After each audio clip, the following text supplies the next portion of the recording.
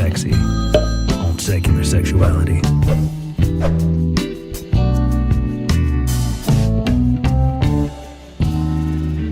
Hello and welcome to Secular Sexuality, the ACA's YouTube show that is just this close to moving to clips for sale. I'm Christy Powell, and I'm joined tonight by my faithful companion. He's been married for over 10 years, but you never know. Welcome, Nate Smith. Hey, we talked about this on last week's episode, Christy. You play your cards right. You never know what might happen. All right, well, I'm just going to keep negging you until I can make it work, and that's going to be my excuse for being such a bastard to work with. Thanks for being here tonight to help me welcome our co-host, who has spoken about these topics with some of the biggest names in interneting, and is our newest team member, adult industry expert, Amberly Rothfield. Thank you guys so much, and I feel like I'm already a part of the team. I've only screwed up 60 times now. Yeah, well, you got a few more coming to like really be like a dyed-in-the-wool team member, but yeah, I feel like you're well on your way. Thank you. Yeah, that's great. I'm really glad to finally get a chance to be on with Amberly. Last week I got to be on with Puck. This week I get to be on with Amberly. So like, are you becoming a team member too? I'm kidding. I'm being a jerk. Yeah. So I tonight, I love you too. I can't wait. This is going to be so much fun. Tonight, we are going to be talking about censorship, which is a word I made up about an hour ago. So give us a call with your comments, questions, awkward portmanteaus, or, just general critique of my general awkwardness at 512-991-9242 or at tiny.cc/callsex because the show is coming right now.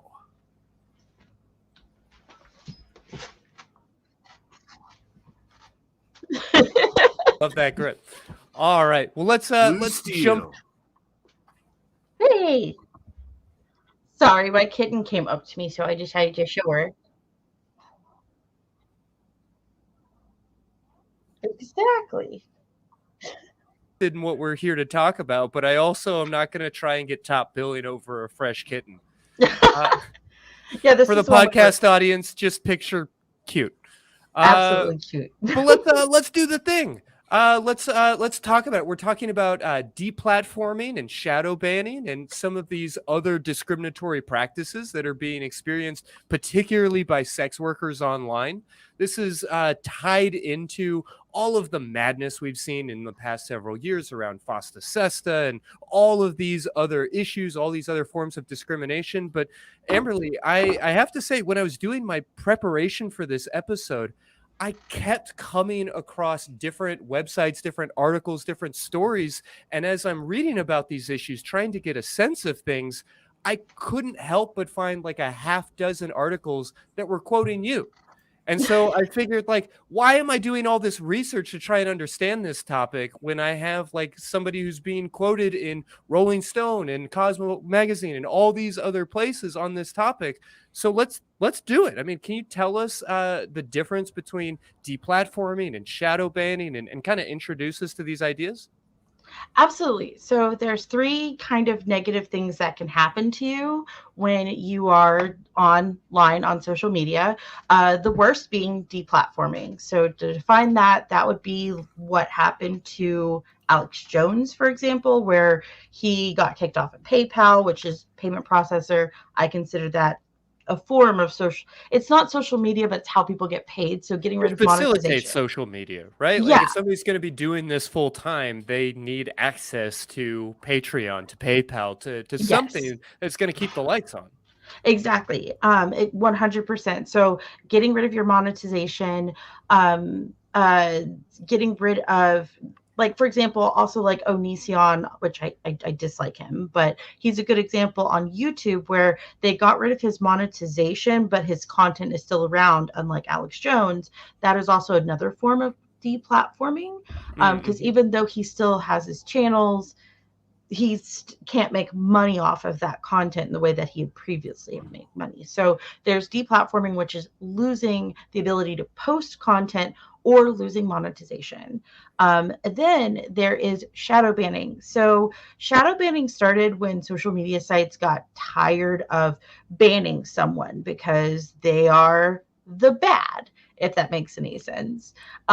So a lot of times if they ban someone, they go and make another account, and it just becomes a whack-a-mole kind of situation. Sure. But if you shadow ban someone, they will spend months to years trying to figure out how to get more people to see their content, and they won't go make other accounts as frequently, so it slowed down them having to delete people.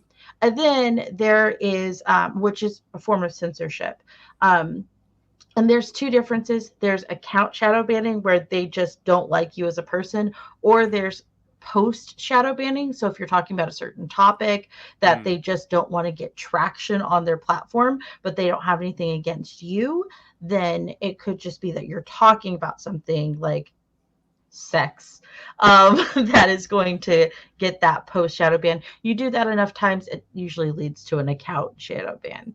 And then the last one is suppression. So suppression, a lot of people think they're shadow banned, which is a more extreme version. So going from deplatforming to suppression, shadow banning is a less extreme version. Suppression is a lot of times the algorithm thinks you might be a robot. They're not 100% sure you're doing robotic type things. So it's suppressing you until they can see a lot more organic type of things coming out of that account so that they can keep a robot kind of in check. Yeah, So, well, yeah. As far as I can tell, Twitter and Instagram and really every major platform denies that they practice shadow banning. I mean, do I have that piece of it right? Because I mean, there's a lot of PR speak, there's a lot of bullshit around these topics, but it also seems to be overwhelmingly the case that they're full of shit. I mean, do I have that right? What can you tell us here? I have to be careful with what I say because I was NDA'd after speaking with Instagram's policy review team. I've also spoken with people at Twitter and technically people at Facebook because Instagram's Facebook, but also a separate team from Facebook. Right. And their favorite term is not discrimination. It is uneven enforcement. I have thoughts on that. Yeah, somebody, like, I'm not an etymologist, like somebody's gonna have to walk me through the distinction there, but I think we kind of get it a little bit. That is positively Orwellian. Absolutely. Let's give it a pretty name. It's kind of like I told my friend, I was like, when she was looking at possibly having to fire someone, I was like, invite them to succeed elsewhere. Yeah. We're going to promote them to being a customer now. Wow. I mean, customers to anyway. Yeah. Hi.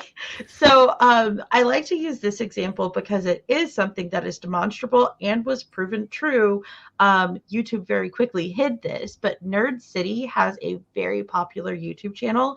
I highly suggest anybody go check him out. In fact, he's the person that made me start looking at this for the adult industry in general, because YouTube actually usually is ahead of the curve when it comes to censorship and what's going to happen on other social media platforms. They really follow YouTube. And when YouTube came out after Adpocalypse, which is an actual thing, if you guys want to research that, highly encourage you to, if you're interested in the subject. It caused, for brevity, I'm not going to go into all of that background. Sure.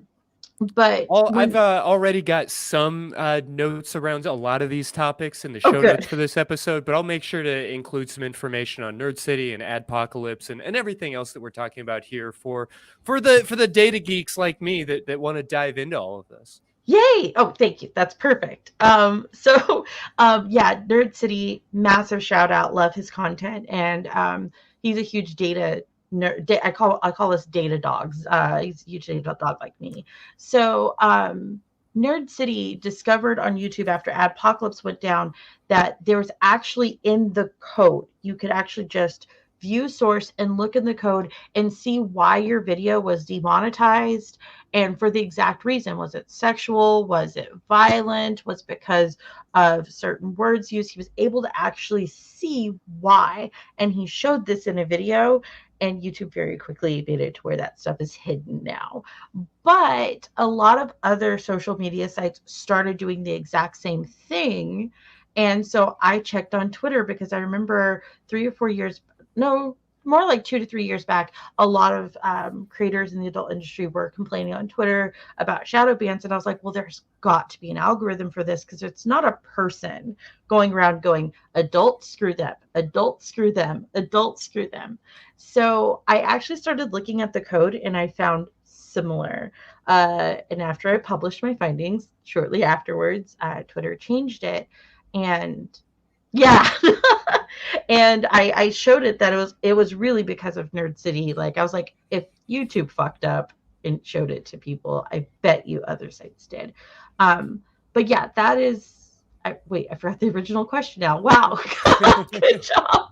It sounds like we're in such a shitty place here, and it does speak to how powerful these platforms are, that we can all sort of know and recognize that they are that they're cheating on us, that they're lying to us in a lot of ways. But also, as I say that, like, we are on YouTube, and if you're watching this video, then hopefully the signal got through. But the reality is, it feels like there is somebody with their thumb on the scale, but it's nearly impossible to really prove that or to do anything about it. Way to get the channel banned on Amberly's very first show as an official host, Chris. Yeah, seriously. Way to go, I mean, bud. I'm kind of dogging on him too, not gonna lie. But yeah, there's not an individual person. And I will say, having spoken to these oversight teams, the issue is it's kind of like with Twitter rolling out the super follows right now. Having asked certain questions, it's very aware that they don't even understand 2257. The problem is it's not just the adult industry. There's a bunch of others. There's gaming is being suppressed. We've got the marijuana industry being suppressed. There's a lot of different segmentations being suppressed. And it's because we don't have representation inside of these policy teams. There's no one going, hey, this is causing an issue. This one thing that you did to stop this bad actor is hurting so many other people. Maybe we should try it in this way so we get the bad actors and not catch people that we didn't mean to. But I think that that's the big thing to remember when it comes to suppression and shadow bans, is that it is an algorithm. So if you're playing into the algorithm, like, for example, a lot of people are not using they're not using certain words or changing words so that the algorithm doesn't pick up on it. We've had people tell us before that secular sexuality with like an @ sign or something similar might be more effective for us. And the truth is, it's impossible to know if that's really true. I imagine the sophistication has gotten a little bit beyond SEX versus @X, but that's the type of thing that people are kind of stooping to in a lot of ways. Yeah. I don't see that actually working for a lot of people. It worked. The problem is, by the time a lot of people start talking about something, someone in a policy team somewhere has also peeped it and caught on. Sure. It takes you having to do hundreds of thousands of tests. So one of the ways that it feels weird saying I'm an expert in this, but I developed robots. I have hundreds of thousands of Twitter accounts that I tweet out random things in order to test to see what I'm able to do. But you, Christy Powell of the Sexuality podcast, can't make 200 to 400 episodes of sexuality to test out to see what's going to get banned and what's not going to get banned. So, and then by the time you catch on to something that works, then some bad actor is going to grapple onto that and then make it to where it's an endless game of whack-a-mole. Well, it sounds like there's a incredible amount of effort and ingenuity that is going into developing these practices. I don't mean to be naive here because I know that we are all kind of used to living in a sex negative world, but what's the motivation? Why is hypothetically Twitter, YouTube, Instagram, these folks so eager to shut out voices or topics around marijuana, around sexuality, around, possibly particular political perspectives or these kinds of things? Why keep that from folks?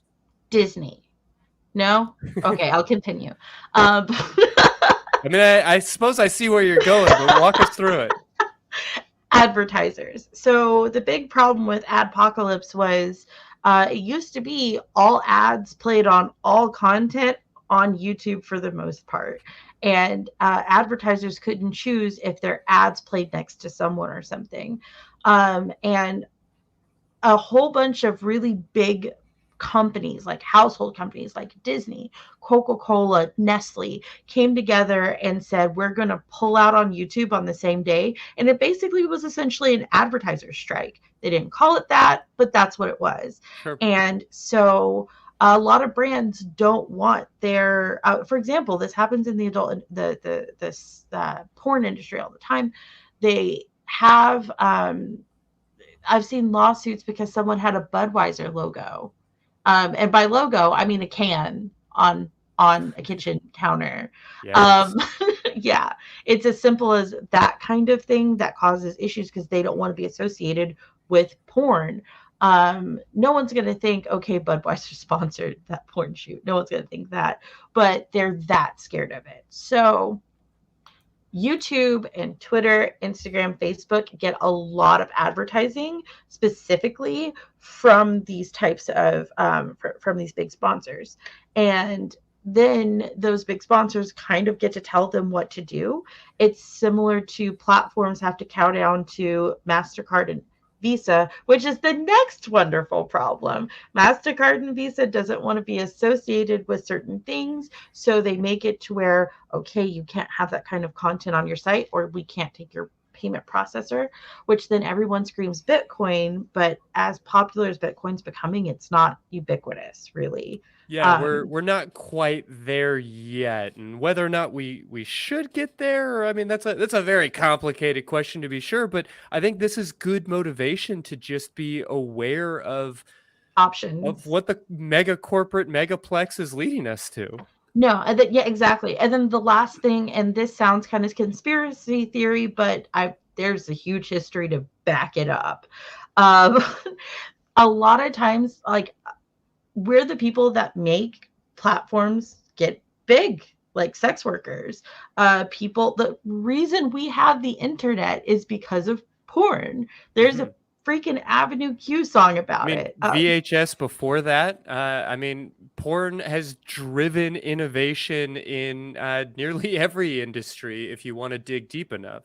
Exactly. Like the first still photos were, well, not like the very first ones, but the ones that like really made people want to learn how to like get this done faster. Porn. Art. Wasn't it Pornhub or something that was recently showing like all the dirty like painted stuff from museums? They were curating dirty old, what was it called, classic porn.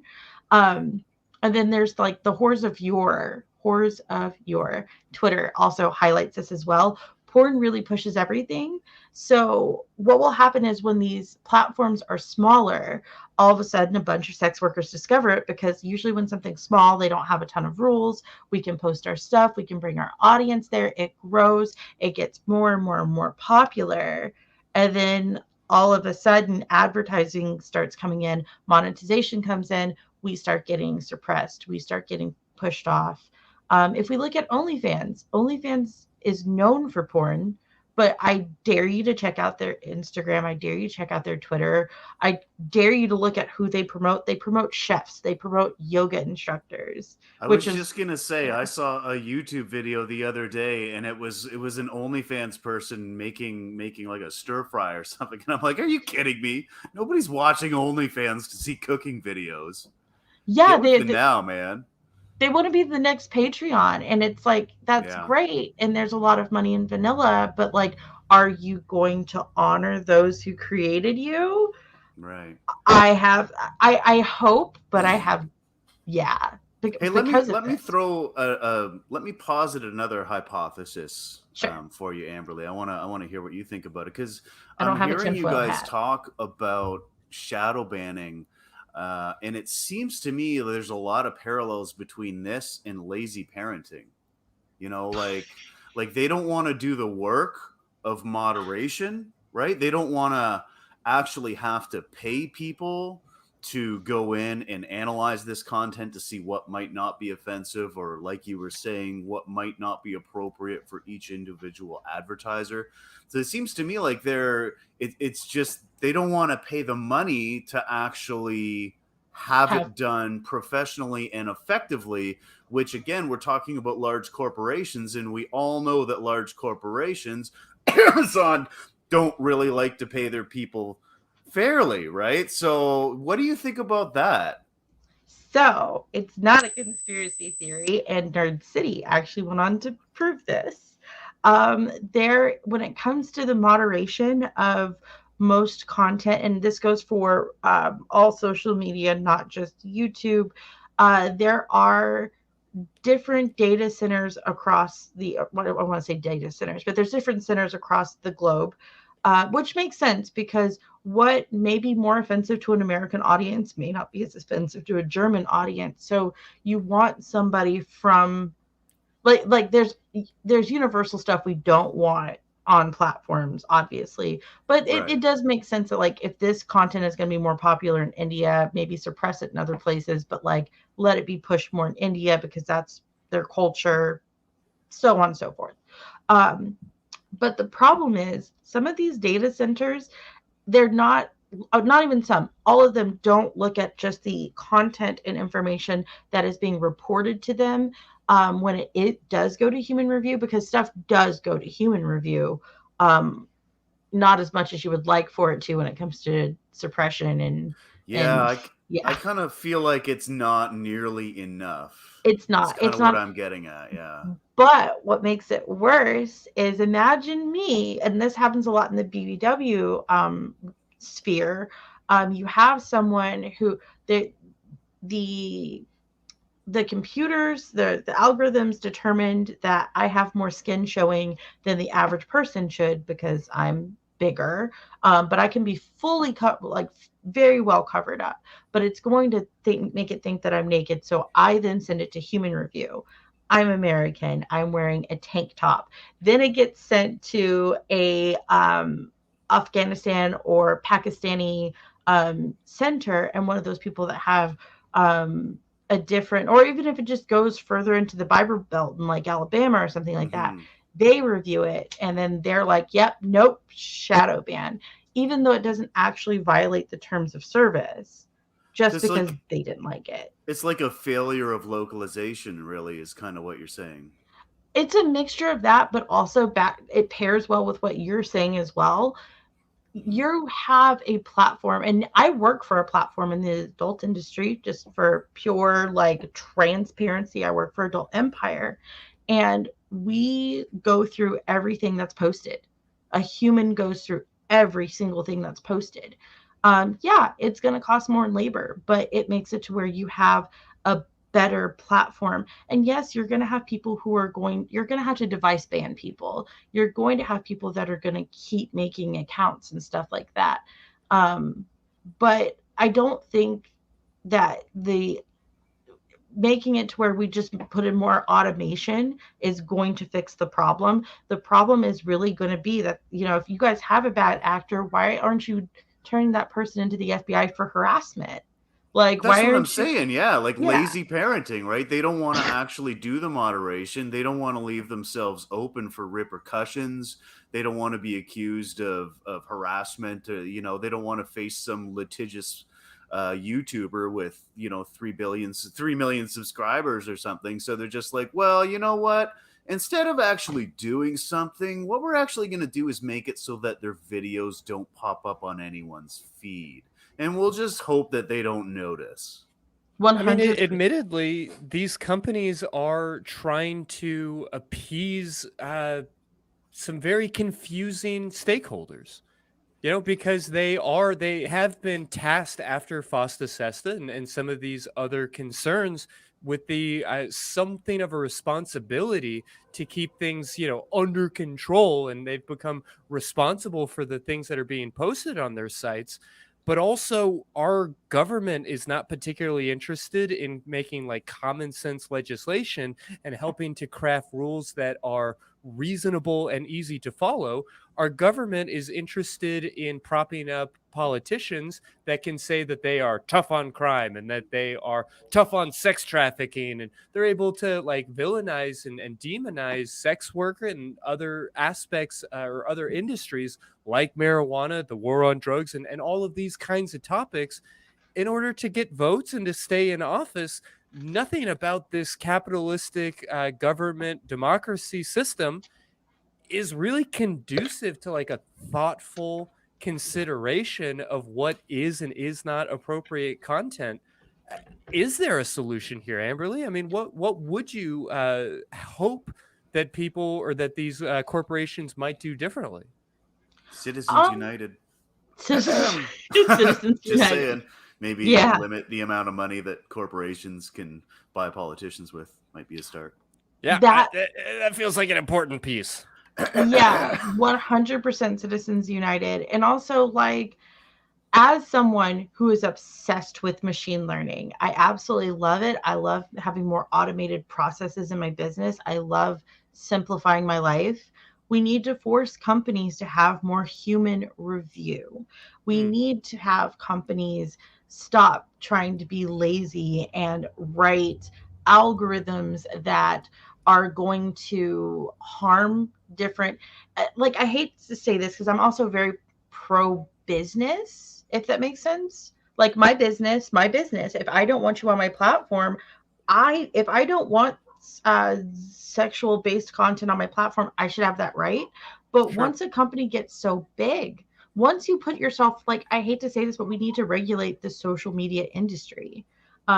Because once you become social media, it should be that social. You can't tell me what types of conversations I can and cannot have when this is the way most people are actually deciding to get their news now, if that makes sense, and educate themselves. Yeah, it ceases to be private ownership and it becomes a utility.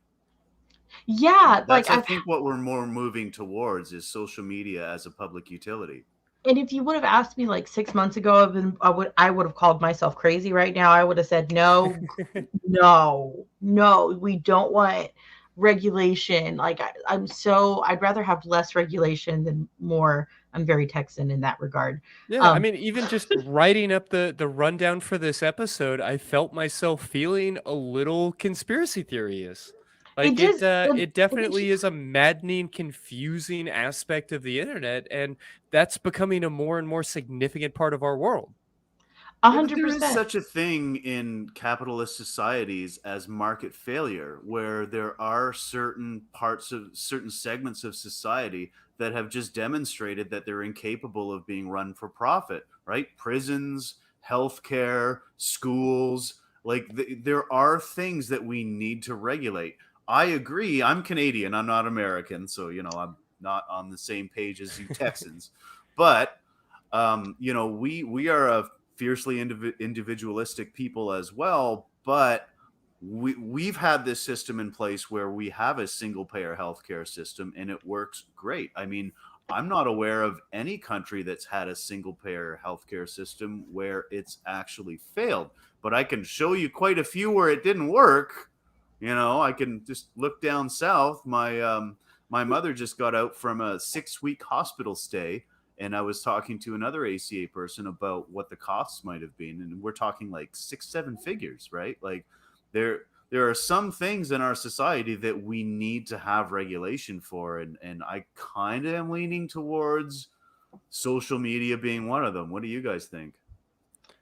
Yeah, no, I don't foresee another way of being able to do it, because social media is how more and more, like, the elections, I think, proved it. That's really Sure. what sealed the deal for me. People are being elected based off of social media at this point in time.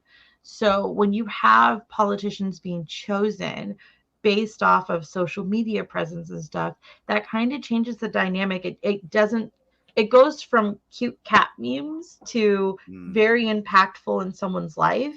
And when you can just silence a side or eliminate the competition, like, I'm sorry, but I don't want to live in a puritanical world. Wow, that's a word.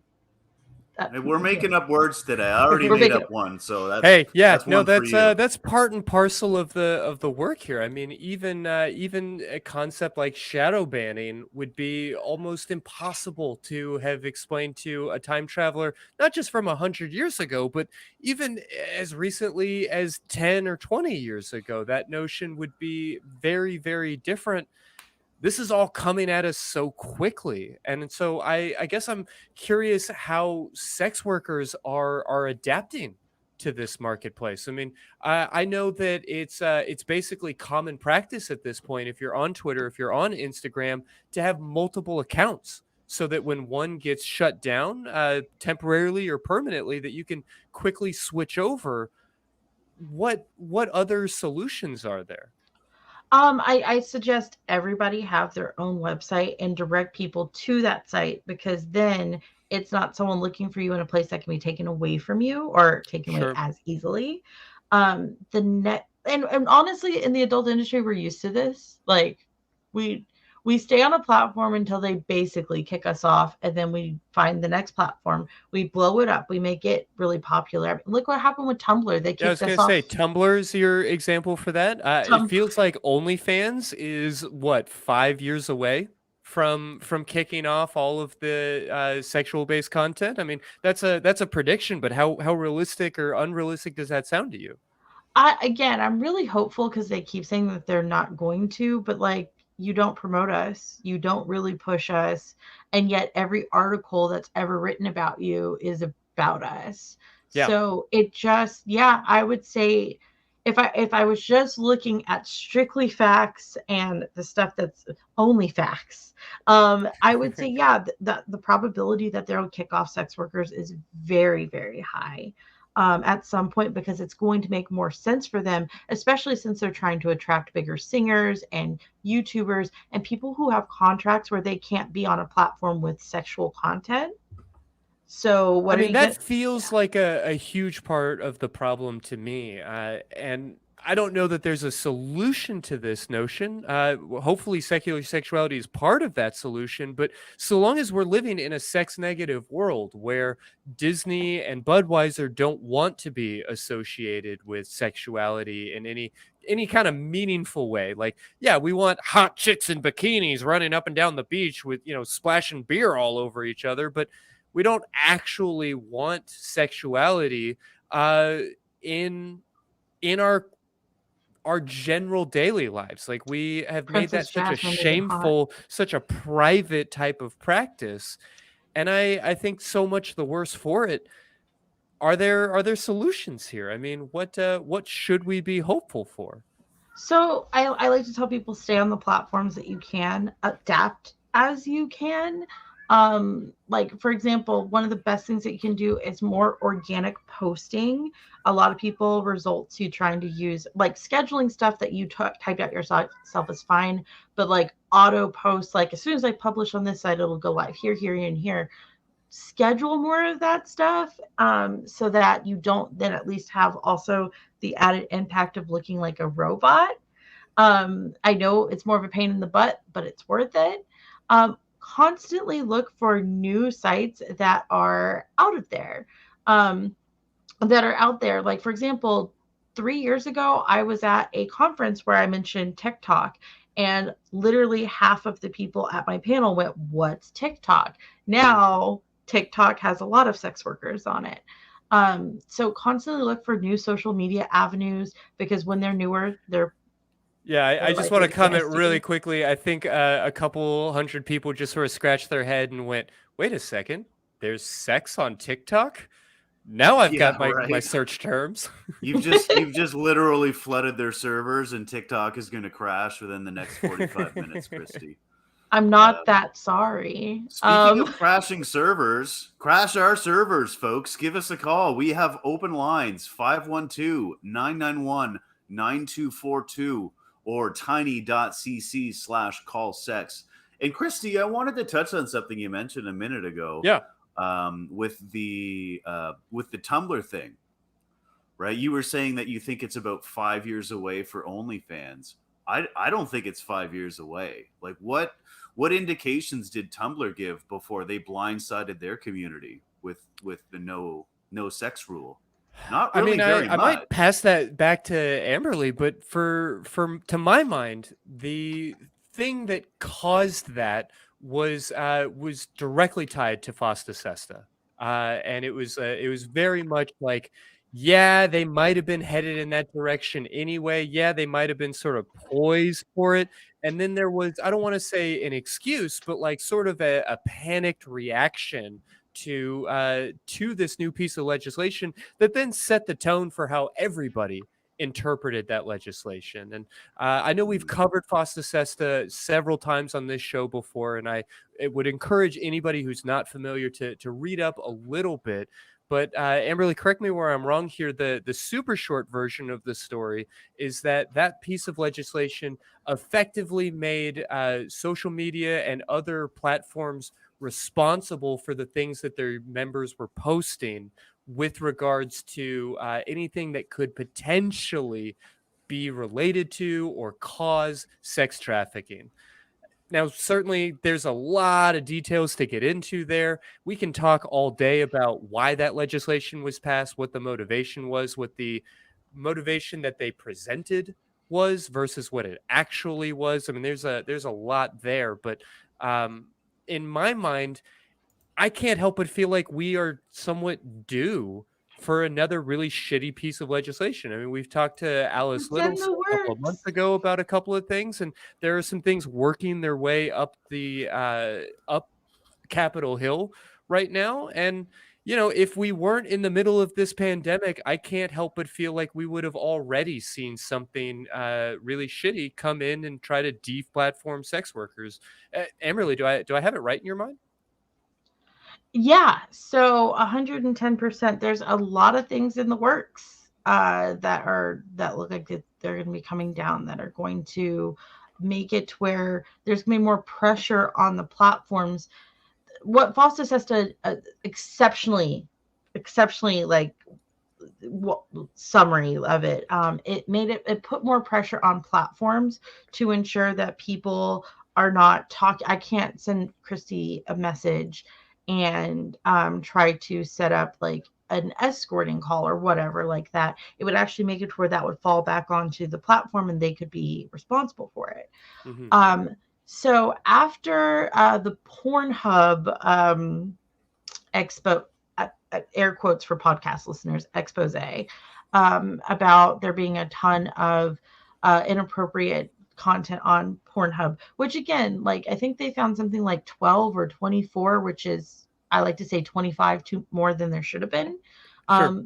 Meanwhile, but still infinitesimal considering the Facebook scope of their info. Yeah, absolutely. Yeah, like Facebook has, I think, 257,000. I'm pretty sure that's close to the number of how many were reported in the last year. So of the same type of content, and they did next to nothing to really stop it. Whereas I have a hard time with Pornhub, like reporting stuff to them and it taking more than 10 minutes for them to remove it. Sure. So anyways, going back to in response to that New York Times article that came out, that was just absolutely so many pieces wrong with it. There was a couple of legislators that got together over that weekend. They thought it was just this huge thing that they had to do, and they drafted this bill that luckily enough of us were able to call them and tell them what they're actually. And this shows you the panicked nature that this stuff is causing, even in our in our political stratosphere. They actually wrote a piece of legislation that they were probably going to get passed because it's for sex trafficking, most likely would have. And it absolutely would have this would have deplatformed all sex workers, truth be told. It said that they were going to change the age of consent, the age of joining into the adult industry, being able to shoot porn, to the age of consent. In California, that's 10 if both parents agree to it. Yeah. So we had to like call them and say, you are actually changing the age of joining the adult You're industry from, creating a problem in yeah. your bullshit attempt to prevent one. Yeah. And there was other stuff in there, like they said we have to have a 1-800 number that's manned 24/7 for people to call to report it, images and stuff like that. We have to immediately take them down within an hour. And any piece of content that is uploaded to any type of site has to be monitored before it's posted. That would kill so many small companies. Like, again, Amazon can afford this. Facebook can most likely afford this. I'm even willing to say Twitter can afford this. Google can afford this. But that means that honestly, it would create such a monopoly that I'm not saying the 1-800 number, fine. I'll give you that. Take it. That's fine. We can have that. Sure. But it would have made it to where most sites would just deplatform anything that is not cuddly teddy bears. Yeah, and it's the companies that can afford it that are kind of the cause of this entire problem to begin with. Exactly. No, 110%. Luckily, again, we were able to stop that one, but there's similar bills being proposed that are just making it to where, for example, in order to access an adult website, someone has to send me their driver's license and I have to create an account for them. Who wants there to be a log of every piece of porn they've ever consumed out there? Who wants that? Nobody does.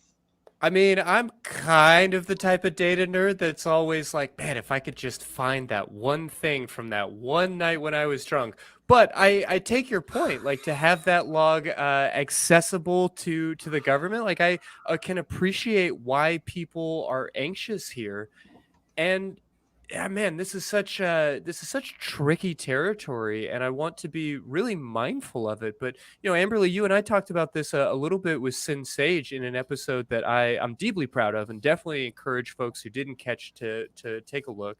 I'm gonna make sure to have links to that as well. But the reality is, like you said, even 25 videos is 25 too many. But these are kind of problems that are somewhat non-existent. Any person who is being sex trafficked, any person who is being sold into sexual slavery, any human being that is being assaulted in these ways, that's a despicable and disgusting act. However, we are being really lied to on a grandiose scale about the scope of that problem, and it's being used as a bludgeon to decimate healthy human sexuality and to other a huge segment of our population in some really awful ways. No, 110%. And again, like I it's so I love the word infinitesimal. It's so infinitesimal in the adult industry for something. We're pretty good at self-policing and we're pretty good at adjusting. For example, minivids and Pornhub now, if you're a performer that doesn't want your video up, even though you signed a contract and said that, and they can provide the contract saying that you did it, they're getting to the point now because of Sesta Fosta and all of this, Visa, MasterCard stuff that's happening, where they're taking down content just because the performer complained, even though they consented and signed a contract before performing on it. So, like, the adult industry is willing to make adjustments, if that makes any sense.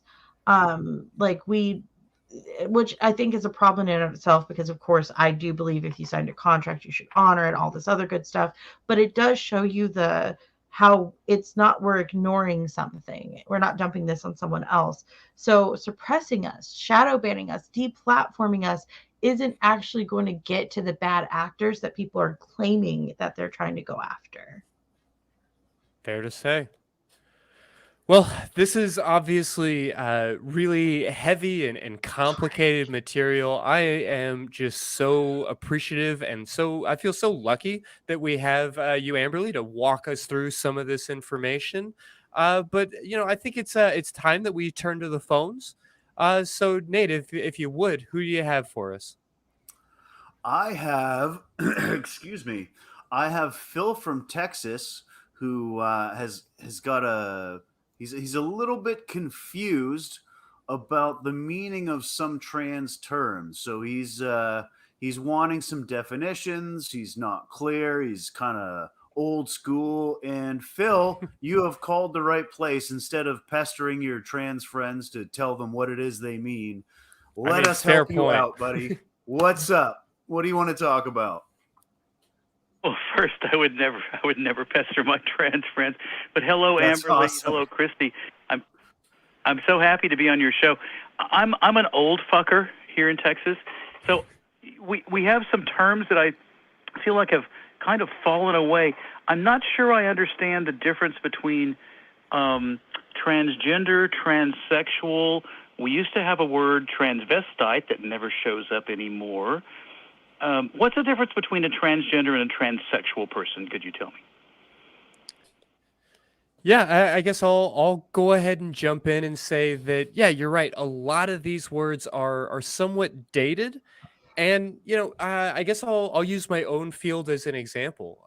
As a therapist, we are trained to be really mindful of our language. And that's something that we didn't do a great job of as a field for a really long time. You would often hear folks in psychiatry and in psychology refer to the borderline people, or talk about, our schizophrenics are in the back, or, kind of labeling people by their diagnosis. And so as a industry, psychology has worked really hard to focus on people first and to kind of update our language in a lot of ways. The reason I'm telling you this is because it has come to a little bit of a head in a couple of different communities. For instance, like the autistic community. The prevailing sentiment among psychology would be to say people with autism as opposed to saying autistic.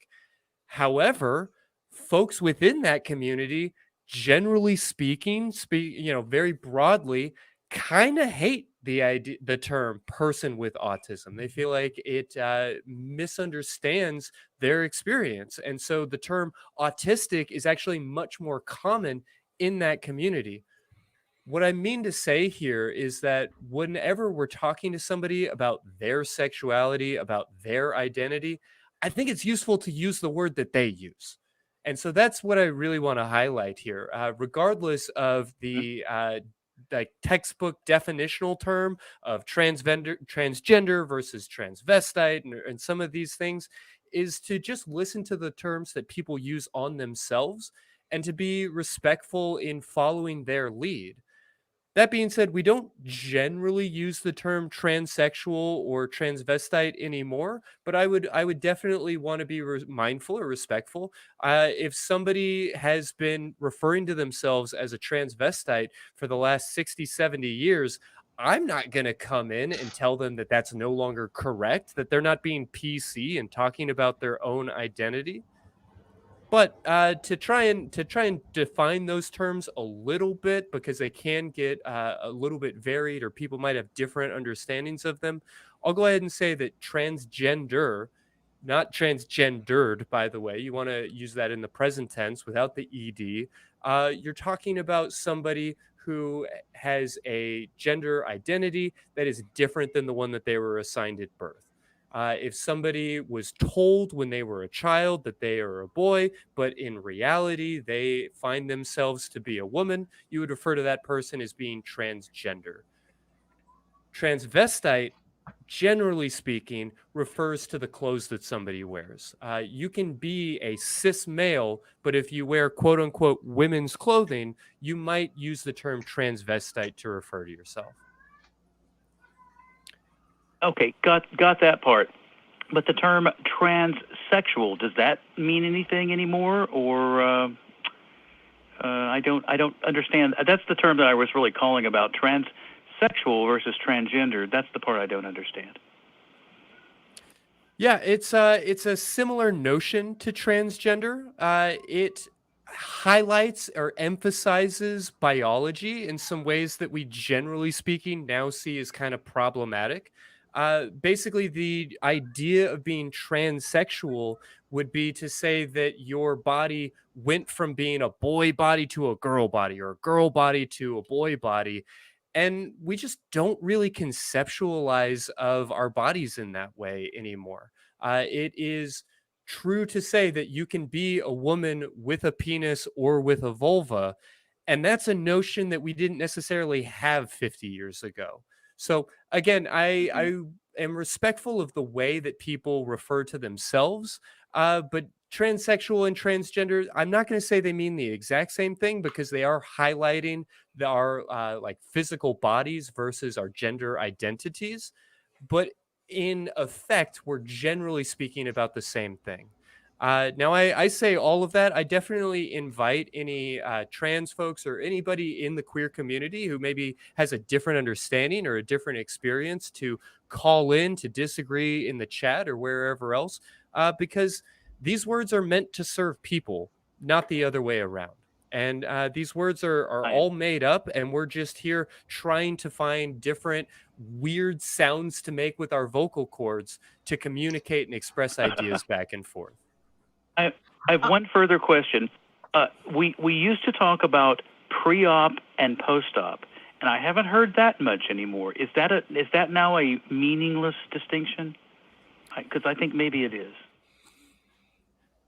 Yeah, well, I'll jump in again. I wouldn't say it's meaningless, but I would say that there's very good reason why we don't tend to use those terms. It again is kind of that distinction between transgender and transsexual. When we're talking about somebody being pre-op or post-op, we're ignoring that notion that you can be a woman with a penis, that you can be a man with a vulva.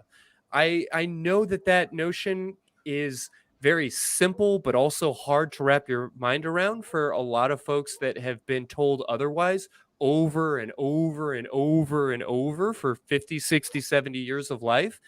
But the reality is, I think we as a culture need to get more comfortable with recognizing that your gender identity can exist in any kind of body.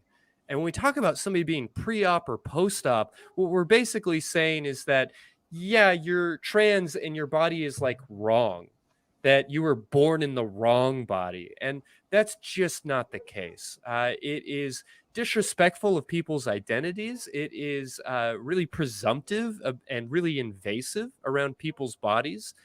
Now, again, if somebody who is trans is talking about their own body and they're using that terminology, I want to be mindful to respect that, while also acknowledging that as a society, as a largely cis-dominated society, that we can really delete those kinds of notions from our vocabulary. Would y'all have anything to add to this, or anything you might disagree on? No, I think you said it really well. For those who don't know, my wife is trans, and we don't. I was trying to think, like, if anyone was watching my face and they're like, what are they thinking? I was trying to think of a time that we used the term transgendered, and we really don't use like past tense transgendered. And honestly, we don't even really use the word besides trans, and we don't even use that because the idea is my wife is a woman, so it's very rare that we even talk about her being trans unless it's just like, oh, she's trans. So if you see like a picture of her from before and you're kind of confused, or like when we explain that our children are both biologically both of ours, I'm like, oh yeah, my wife is trans. Like it makes them go, oh, got you. Okay, this makes a little, not that should matter, but still, like, yeah. As a cis male, only when people are asking after that idea. Generally I just say I'm a man, and I don't need to get into more detail than that. And I don't think that trans folks should be expected to give that detail either. I mean, it can be kind of invasive. It's not shameful, but it is personal. It's not anybody else's business. And especially in a world that punishes trans identities, I have to be compassionate towards why people would want to keep that under wraps. Yeah, Should they choose that? And like the word transvestite has become, depending upon how it's used, most times now it's more of a slur. But Sure. like it its definition of evolving since I was little isn't going to keep me from singing I'm just a sweet transvestite. Like, I From still love transsexual Transylvania. Yeah, I don't. Now YouTube's gonna have to, as if YouTube was gonna let this video stand anyway. But Yeah, you're shadow banned, Christy. We're You're shadow absolutely banned now. shadow We're banned. going to get we're to all that. shadow When I was a banned. kid, when I was a kid, I used to put on my aunt's bras. It was very fun. It was not Yeah. transvestite. Well, thank you for bringing me up to speed on the terminology. So much has changed so quickly. I'm just struggling to get the definitional stuff right. And that's okay, Really? man. Like, Yeah. some terms become obsolete. Some terms, as Amber Lee was saying, become inexorably linked to being a slur. Like the word queer. When I was a kid in the 80s, that was a bad word. And now it's sort of changed and we've sort of come full circle. Transvestite was kind of a slur for a man who wanted to put on women's clothes, and it was sort of frowned upon at that time. And now we've kind of moved away from transsexual towards transgendered because there's more, the social zeitgeist is sort of moving towards a better understanding that sex and gender are two completely different things. So that word just it's just obsolete. It's not that it's like it may be wrong, but it's just it doesn't really work anymore because, as Christy said, language serves us. It's not the other way around. So when a word fails to perform the function we need it to, well, we come up with a new one and a better one, and one that more accurately describes how people feel and their experiences. So it's okay not to be totally up on it. I think, as with a lot of this stuff, intent is everything. And you sound like you've got a great intent. So, I would commend you for asking the question in the first place, Phil. Just need some clarification. I'll be calling you back one of these days because I was in the adult community. I was a producer of softcore erotic films back in the 90s, and I have some great stories on that. Ooh. Might be calling you back. Yeah, well, love to Ooh. hear it. Feel free to shoot us an email and let us know your story. I'm pretty curious. I kind of want to hear that too. I will. I'm sorry? Phil, you can email us at sex@atheistcommunity.org. And to the rest of our viewers as well, if you have a question, if you're a little shy and you don't want to come on the air, you can always email us at atheist-community.org for those of us on the podcast listening. And we will stick it in our mailbag and we will get around to it. Thank you guys so much for the clarification. It's been very helpful. I appreciate it. Thank you. You have a great night. Thank you. Phil, bye-bye. Thank you for calling, Phil. Yeah, well, I always am kind of anxious in answering those kinds of questions with any sort of authority, not being from part of that community for myself. But I think it's important that we cis folks be having, or, cis-ish, that we be furthering this dialogue and having this conversation and taking some of the burden off of trans folks who are frankly pretty fucking exhausted about having these conversations. Well, that's what I was trying to get at the beginning of the conversation. I wasn't trying to suggest that Phil would be asking awkward questions to people that don't want to answer them. But sure, yeah. It's good that he can actually, have this conversation and we can talk about it. And if we're wrong, then we can be corrected. We're allowed to change our minds and we're allowed to evolve as people. And so is our language. There's an awesome book, my rabbi, for those who don't know, like, we don't believe in Sky Daddy, but we still do the traditional Jewish stuff. Mm-hmm. Ironically, I'm really proud to actually say this. It made me so happy.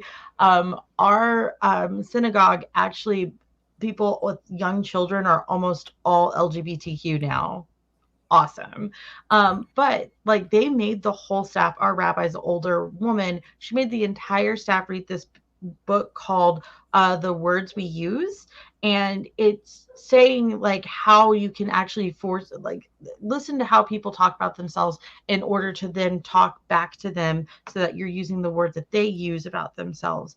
And yeah, they retrained the entire staff over this book, and it made me be like, I I don't believe in a sky daddy, but I believe in you, Rabbi. Thank you. Yeah, and I highly recommend it. It's an amazing book. The words that we use. Great. Well, I'll have that in the show notes for this episode. But before we jump back into the interview and the conversation, I've got a clip I want to take a chance to take a look at. Let's see if we can get that queued up.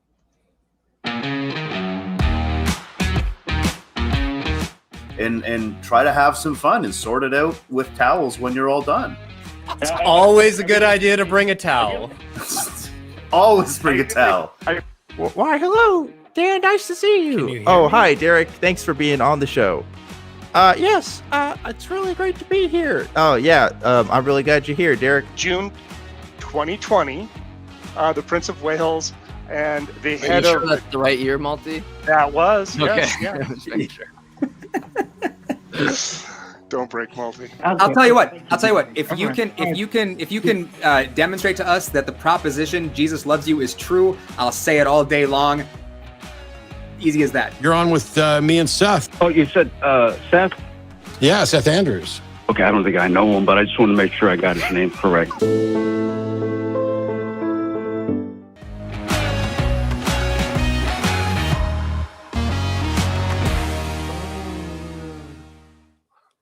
Oh, what a great collection. Bring a towel? Poor Seth. I mean, it's just a good idea to bring a towel. I mean, regardless of what we're talking about, it's always a good idea to bring a towel. I'm excited that I made the highlight reel, but I was listening to that episode of the Atheist Experience at work, and when that guy came on, and I could literally hear Seth with his single tear dropping. He doesn't know who I am. I'm alone. Oh man, that was the perfect way to end that clip. That was amazing. Yeah. Well, it's always a great time on all the ACA shows, and we hope that you will take a look. But in the meantime, Amberly, I guess I am trying to wrap my mind around everything that we've been talking about tonight and get some kind of sense of how widespread this problem is. I mean, can you? I don't know if you have actual numbers, but can you quantify the impact that this is having on sex workers writ large? So the average sex worker makes about $2,000 a month, and again, that's from people comparing like Lena the Plug, who makes, and Bella Thorne. I'm lumping her in there too. Yeah, I was gonna say, are we calling her a sex worker? Would other sex workers invite her to a sex worker party? I mean, she's been to plenty of sex worker parties. I'm only putting her in there because she's made erotic films even though she wasn't in them, and I'm gonna throw her in there.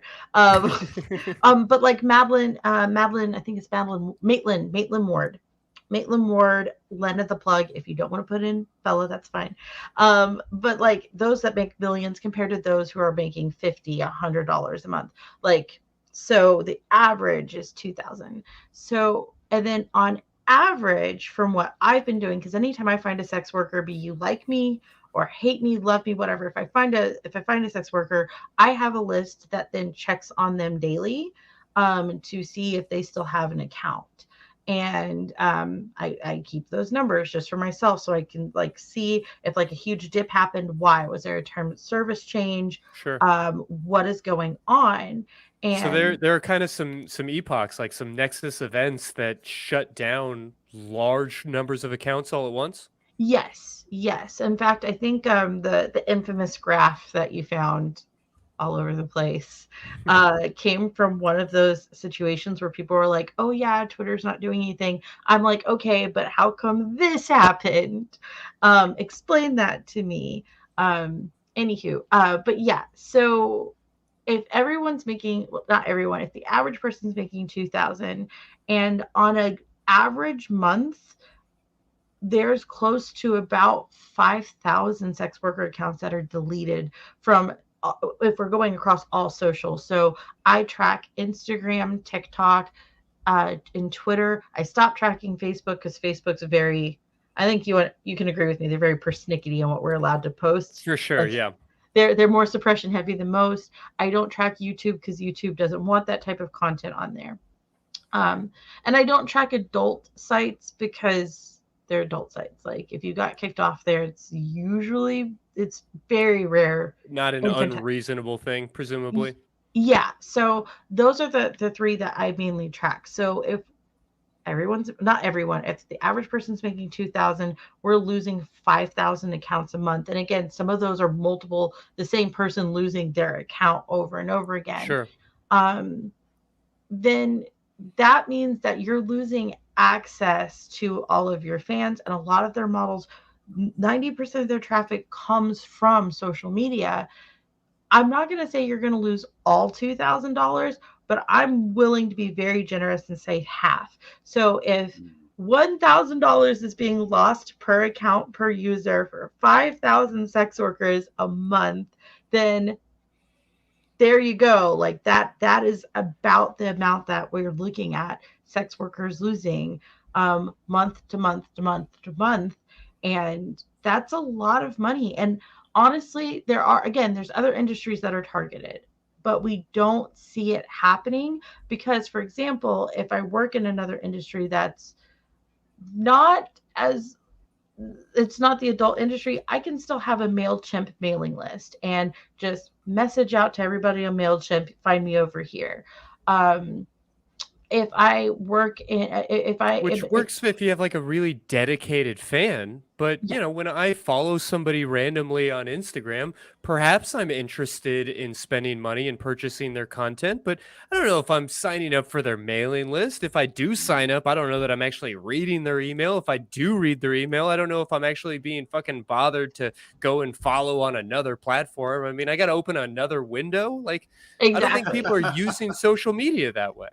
Exactly. So like you're costing these sites for clips for sale actually got shut down. Clips for sale, like the major platform lost their Twitter account.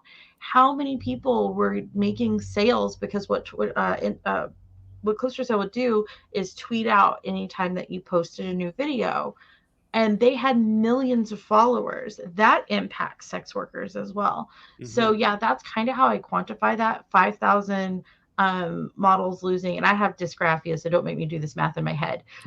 But I really do. Like, not kidding, I do have dysgraphia, which is weird because I really like algorithms. I live a difficult life. You're like a sex archaeologist. I keep joking and saying I'm turning into a historian. You're like the Indiana Jones of the sex worker industry. I mean, Tell they us already more have a about whip. the Great Tumblr Extinction Event, Amberly. I can actually tell you the history. I kind of am a historian. Like, I can tell you the history of almost every major platform and every major milestone that they've done, and what it's ended up, which group it ended up impacting. I am a vat of useless social media information. But going back to the numbers, 5,000 accounts shut down on average. And again, I'm rounding for pretty reasons because I don't feel like doing massive math right now. Sure. And again, being conservative and halving how much these sex workers make.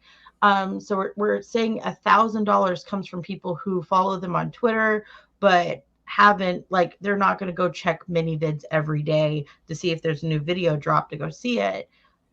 That means $5 million is being taken away from independent creators a month. And really, that's just, I mean, I do follow the brands, but for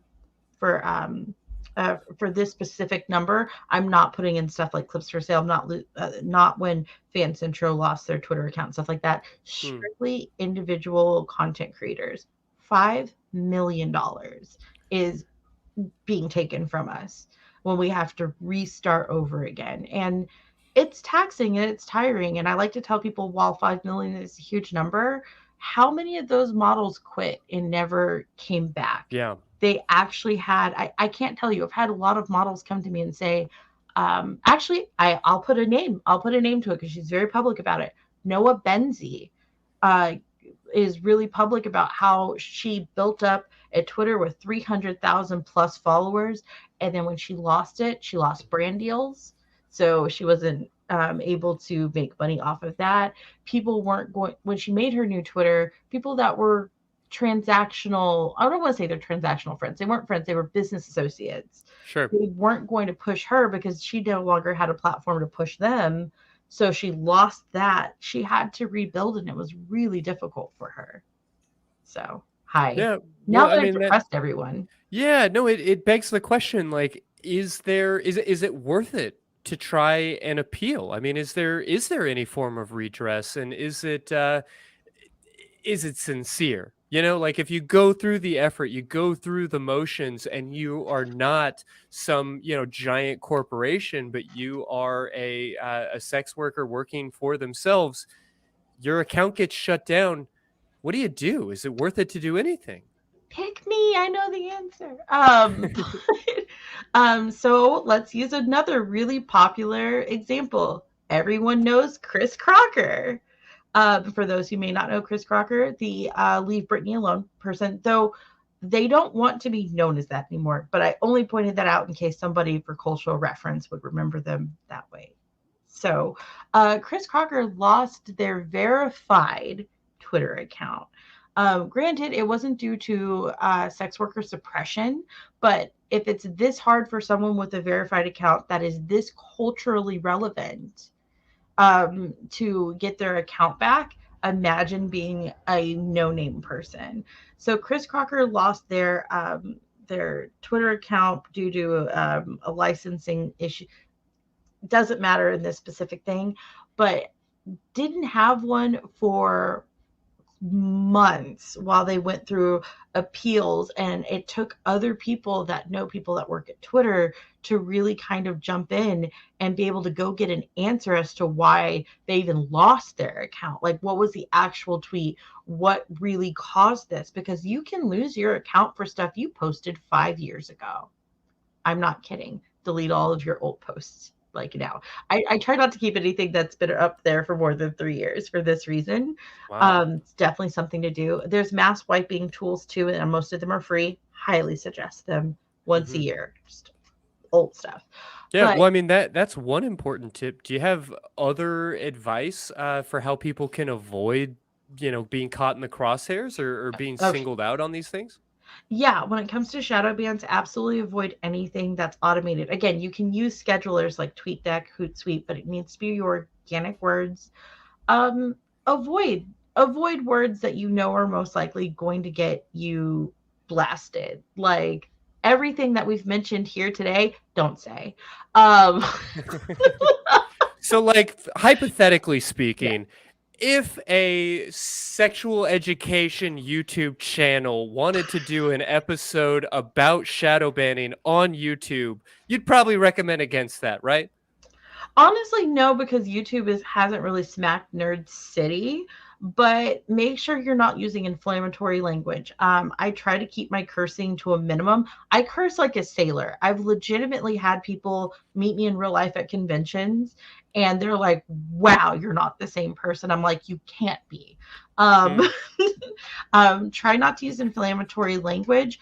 Don't get into fights. Like, it is so easy, especially if you make fringe content.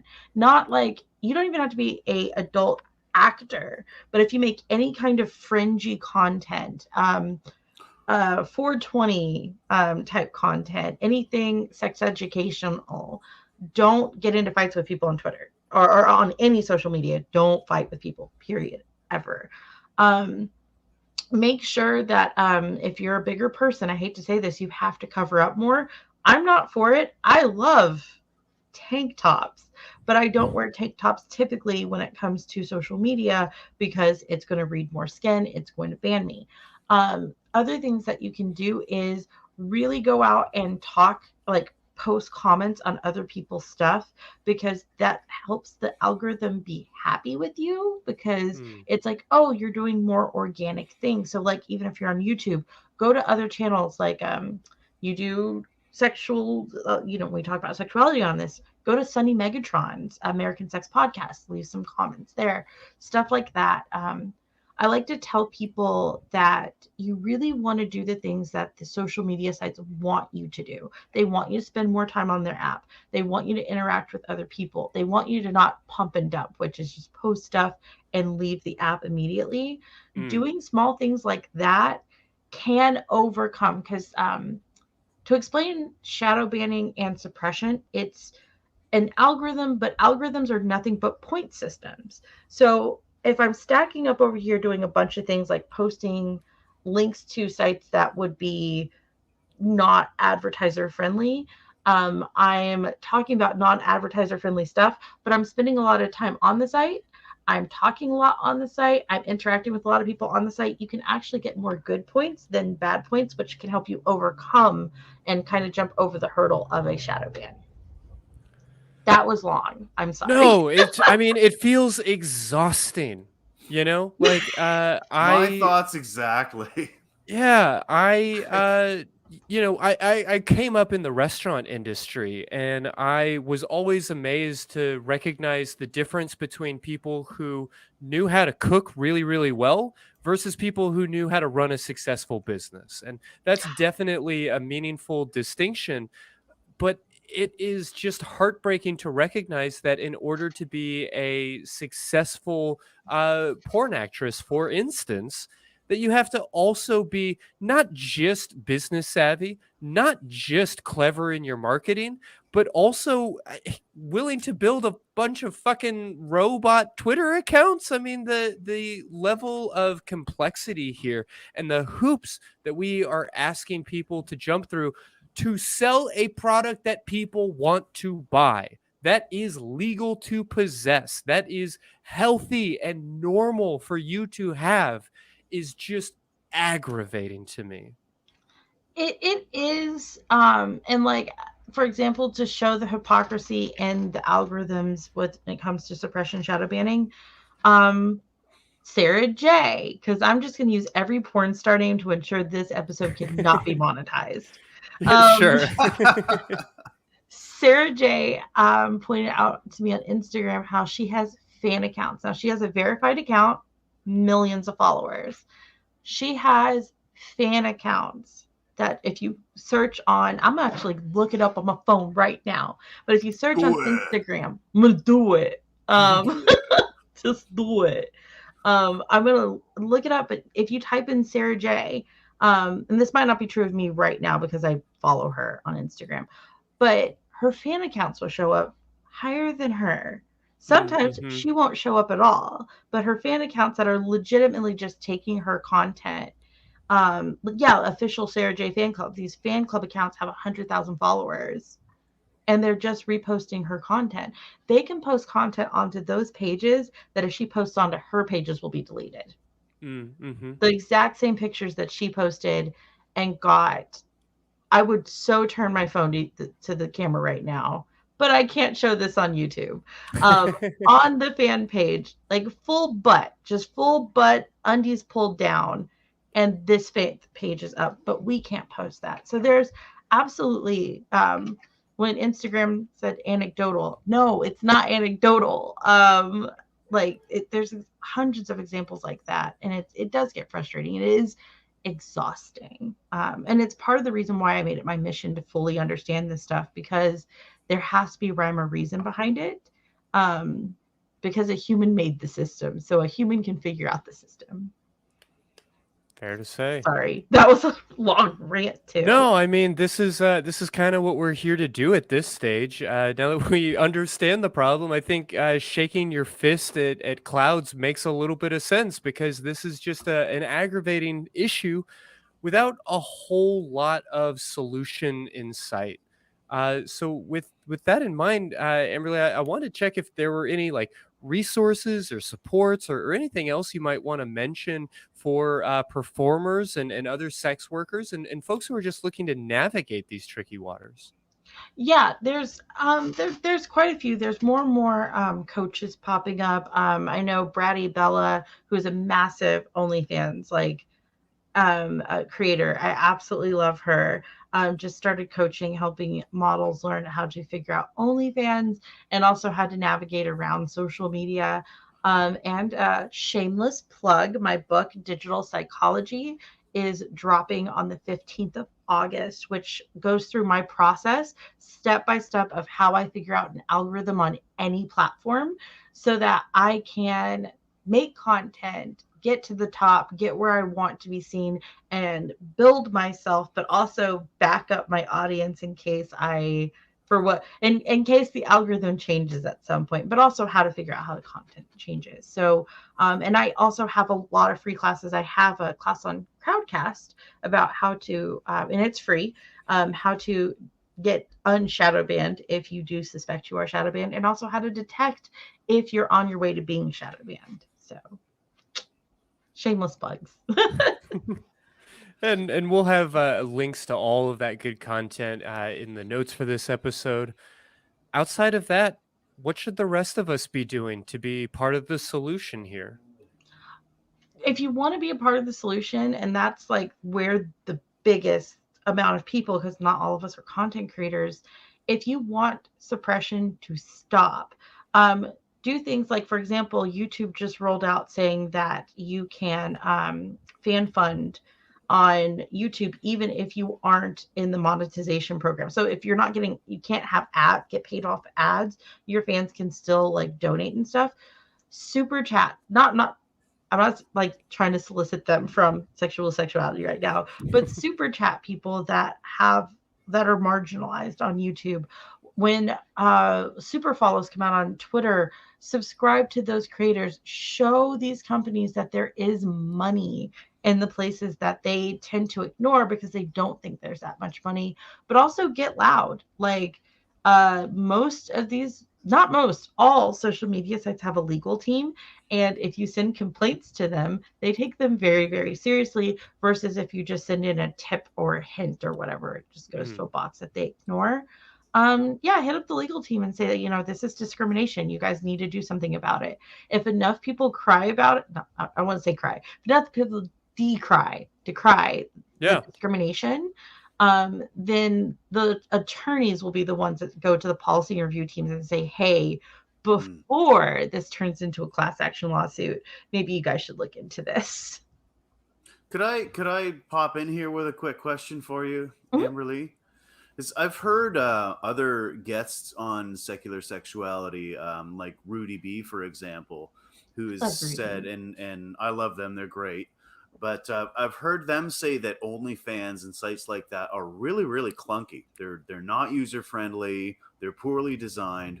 Like, what are the obstacles to something like a sex workers co-op or something that's by us for us? Is there anything like that out there? There's been many attempts, and Lord knows I've gotten behind many of those attempts. The problem is, in the adult industry, none of us want each other to know each other's names for obvious reasons, like real names. So a lot of the sex workers don't trust something that's. I've even had people say that they. Like if a company hires a sex worker, like one of the adult companies hire one of us to come on and do consulting, I've seen some models say, I don't want to work with that company now for the off chance that that sex worker now has access to my name. So that is one of the obstacles. The other obstacle is money. Making these platforms cost so much money, hundreds of thousands of dollars.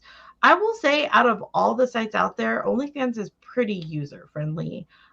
It's that a lot of people that join, like a lot of people, their first foray into owning a business, or running their own business is sex work, that come into sex work, I should say. This is their first time actually being in a dashboard where you have to upload. There's separate laws to creating content here versus for YouTube. I have to have contracts and locational contracts and all this other stuff. So it becomes overwhelming for a lot of people, which is another thing. That's what makes this cost hundreds of thousands of dollars, is you have to have an attorney check over this stuff. So I'm all for sex workers uniting and creating something that's for us and by us. But at the same time, there's so many, there's so many obstacles behind it that I don't see it getting off the ground in the next year or two, if that makes sense. You kind of need to be established to get established. Is that what I'm hearing? It's a furious catch-22. It costs it costs so much money. Like the platform that I'm working on with Adult Empire, hundreds of thousands of dollars went into it and into creating it. And the average sex worker doesn't have that. And I mean, we're all kind of distrusting of Kickstarter's not exactly going to let us start crowdfunding over there. So yeah, that's just,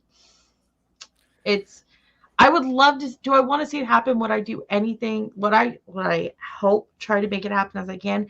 Yes, but a lot of times stuff like that fizzles out very quickly. Sadly.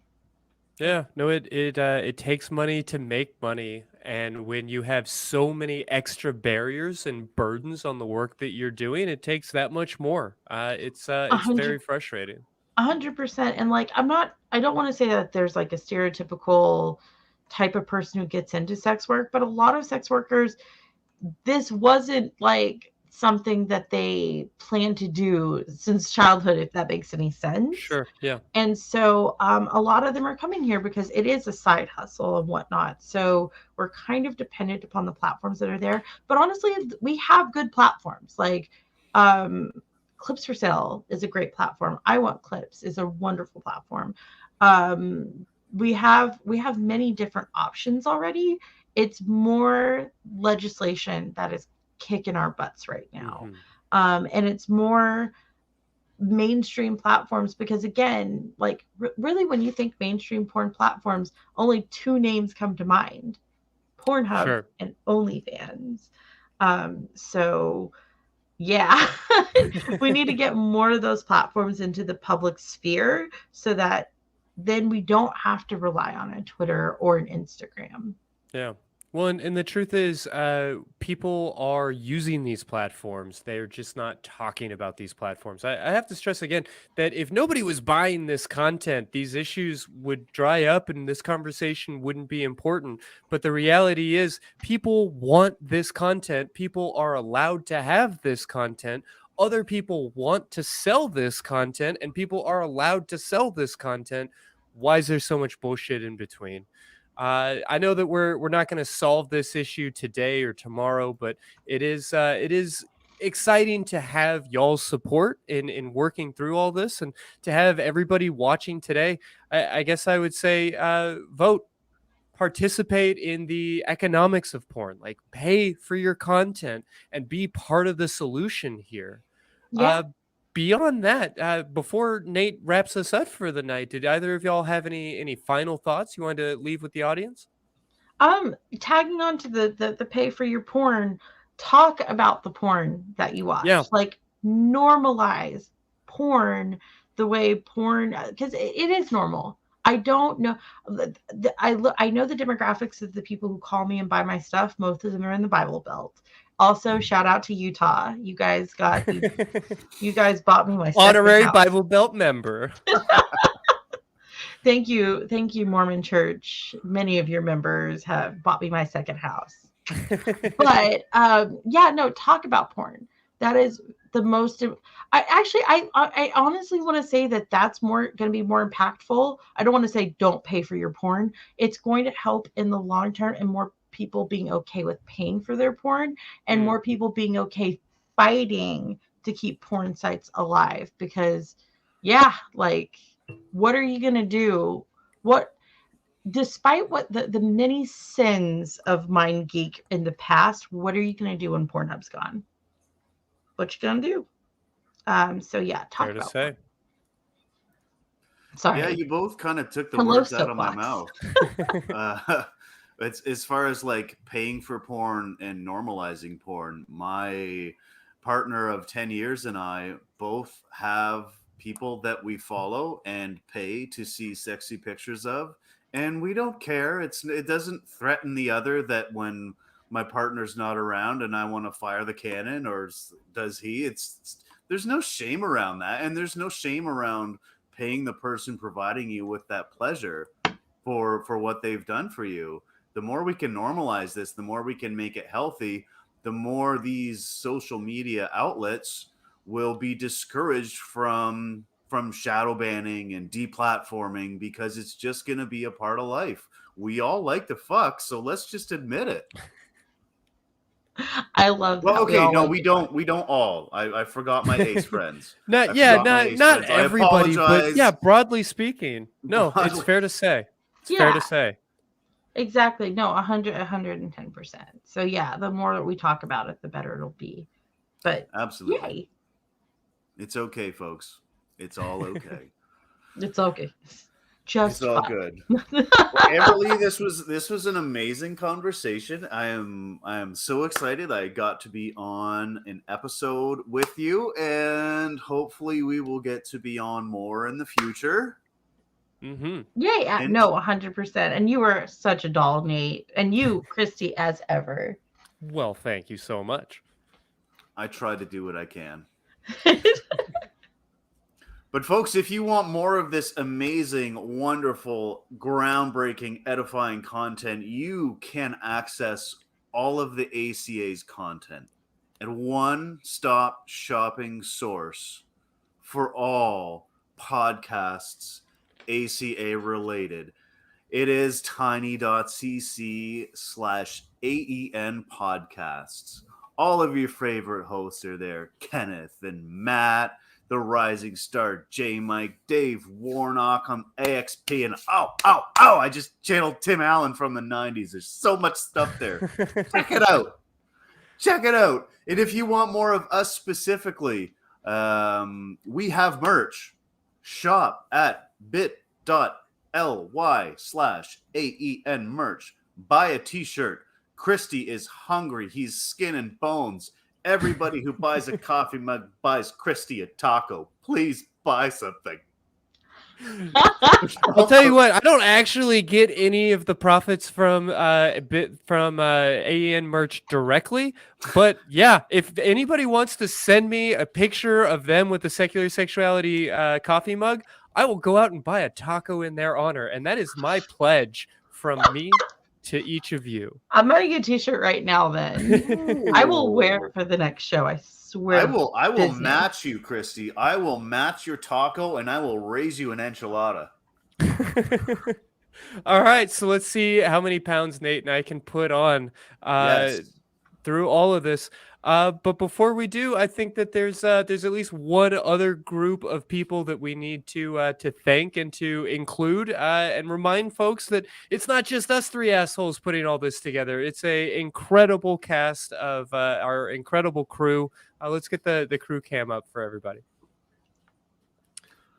Look at Hey, these thank y'all. cuties. Yeah, wearing Truth Wanted t-shirt. I see that, Katie. Come on. All right, Ooh. Truth Wanted's a good show. It's a good show. It's fair. It's fair. It's It's a great valid. show. It's a great show. And I'm on it tomorrow, folks, so tune in. Hey, Oh, yeah. All right. Well, folks, be sure to check out Nate coming up on Truth Wanted. Make sure to take a look at all of the various links. I mean, just out of curiosity, if you wanted to explore the half dozen porn presenters or performers that Amberly mentioned, we'll make sure to have some spicy links in the show notes for this episode. So make sure to check all of that out. We will be here next week. We hope to see you then. But in the meantime, I hope that you will retweet, that you will like, that you will follow, that you will subscribe, and that you will connect with your favorite performers. And maybe take a quiet moment with some of your favorite content to give yourself a big old orgasm. Or Or better yet, give give somebody else one.